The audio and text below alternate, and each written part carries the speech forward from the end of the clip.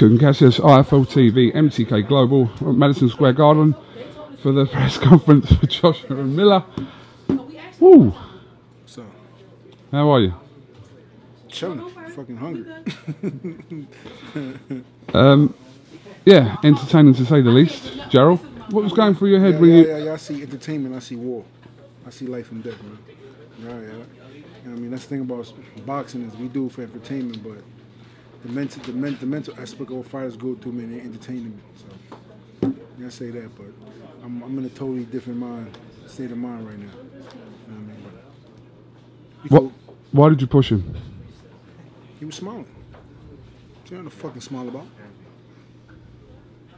I don't know what he think was gonna happen. I remember the first time at the press conference, he wanted to have a conversation with me through Demetrius Lee, my promoter, and sit down and talk. I got nothing to fucking talk about, B. I got nothing to talk about. You want to talk to me? Come punch me in my face. That's how we gonna talk. I respect war. I ain't got nothing to talk about. You got something I want it, and I'm gonna take it. So I ain't got nothing to talk about till we get in that ring. You know what I mean? You talked about you being the underdog in this fight, and that you said that quite suits you, that people believe that you can't beat Joshua. The only reason I'm an underdog is because they bought close to 1 million followers on Instagram. You know what I mean? They put $1 million in his social media marketing when he first came out. Every fight, they put a couple 100,000 in his social media marketing. And like, I've been new this, you know what I mean? He's popular because his media presence is big. It's big in the UK. So I'm trying to say, that's why he's popular. You know what I mean? But that's life, though. Sometimes they try to predict things off numbers that don't really exist. So I'm trying to say, those are bought numbers and marketing numbers. But when you look at fight statistics and statics, it's totally different. You said in the press conference that you believe that he didn't fight Dillian Whyte. Yeah, for sure. For what reason? I mean, money was definitely a big issue. But Dillian Whyte did turn down 3 offers as well. Yeah, but like I said, because Dillian Whyte accepted the offer of front money, and the rematch was the problem. You know, AJ wants to lose and still call shots. You can't do that. When somebody's a champ, they earn their shot to be the man now, and you got to go back there and take it back from him. And I understand where Dillian Whyte's coming from, and I totally agree with him. My deal's a little different than what he got, but yeah, man, AJ's a coon, bro. He's a greedy motherfucker. Plain blank and serious. But it's all right, though. Did you find it difficult to negotiate your deal with him or the team? It actually wasn't. I personally don't know how bad it was because my team at Wasserman did a lot of negotiations with them. I think we had more of a hard time doing negotiations with the New York promoters I still have contractual issues with, Salida and Greg Promotion. I felt like those was a lot harder to do than with Eddie Hearn. And even though Eddie Hearn and, you know, I know his boy is AJ, Eddie Hearn's a pretty straightforward guy. You know what I mean? Especially, you know, I'm winning and I'm doing what I'm doing and I got a name. Of course, he's going to want to make fights easy for you. And if he can't do something, he can't do it. And a lot of people don't understand that the money that I wanted, AJ only gave a certain amount to it. The Zone and Eddie Hearn cut a check. Those two, Eddie Hearn and the Zone cut separate checks to make up the amount that I wanted to fight AJ. You know what I'm trying to say? Because AJ didn't want to budge on what he was going to pay. And I'm like, I'm not fighting for that. Kiss my ass. But I knew that it had to be pushed because I'm not going to be a sucker at the same time. It's bigger than the money, but as a prize fighter, you still got to go in and negotiate with the educated steps when it comes to this boxing business.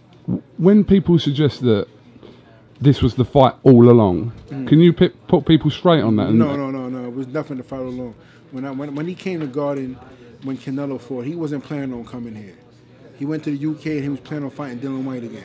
That was his main plan. And you would say it. There's no reason why you wouldn't say that that was the case. I don't give a shit about anything AJ's trying to save face, but his plan was to get an easier fight with Dillian Whyte and try to give him less money.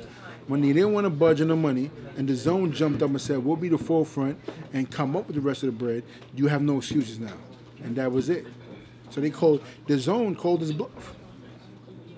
The Zone called AJ's bluff. Take my hat off the Zone. They throw him some checks out, and they called his bluff. Plain and simple. What did you take from his behaviour today, his body language, the way we don't really see Anthony Joshua react in them kind of situations? He always puts his fake front up. You finally seen some humanity in the fucking robot.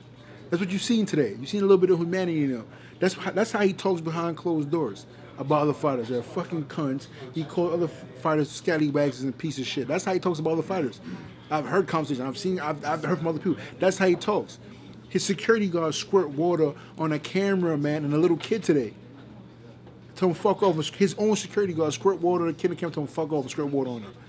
That's the kind of people he roll with. Now that's how he is. But I respect you being real. Then you not. If you a chichi boy, I respect the chichi. I'm a chichi boy. I respect you all day. I respect that. He told me he a chichi, so I know how he rolling. So all right, brother. All right. Nice to meet you. No hard feelings. But now if you gonna play, yeah, I'm a gangster, but you looking at men's booty, then that's something different. Now you fronting now for the camera. But be real. No matter in life, no matter if you're straight, gay, if you're poor, broke, just be real, man. I have friends all over, all ethnicity, background, religion, race, sex, and the main thing I've learned from everybody else is the quicker you're realer with them and yourself is the farther you're gonna get. And you go to sleep at nighttime. That's how I see it. I think I understood most of what you just said there. You know you understood. Yeah. Do you believe you got to him though, emotionally and mentally? What do you think? We definitely saw a side that we don't normally see. We saw snippets in the Dylan White fight, in the build-up to that, and this is probably taking this now to a different level. So I'm just going from what we're kind of used to seeing and what we saw today. So when you're so used to putting on the front for so long, it gets tired and depressing of putting his face on, you know. And I feel like that's what Tyson Fury had to went through before. Right after he beat the Klitschko fight, he had a breakdown mentally to where he says, man, I can't live like this no more.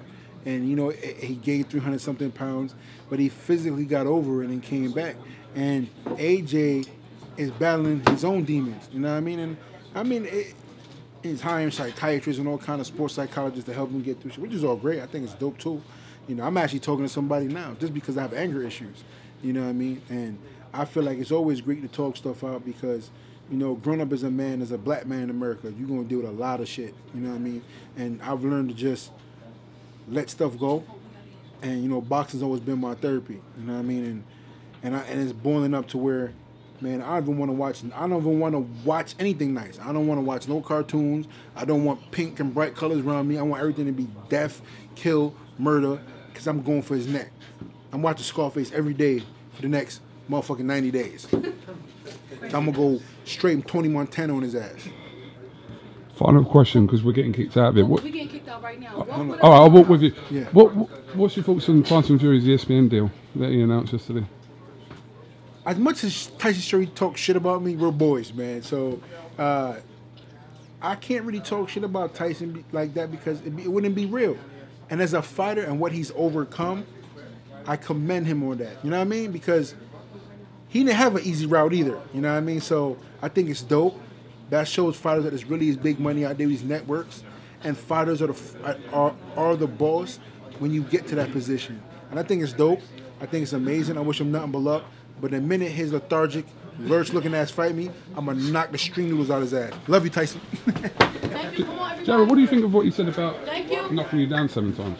Thank you. I seen Tyson Fury hump a donkey 7 times. Bro, people just talk shit because it sounds good, bro. You know what I mean? It's never happened. It's never happened. I've hit Tyson Fury with so many left hooks to the head and body. The one camp I went to is amazing. But we'll see you back out in June. Appreciate man, your time I'll be in UK in about a week, guys. Yeah, we're gonna see you next Monday. I'll be in UK. Oh, man. hell no. Yeah, so hell gonna break out again because I ain't backing down. All right, come on, we gonna walk. Thank you.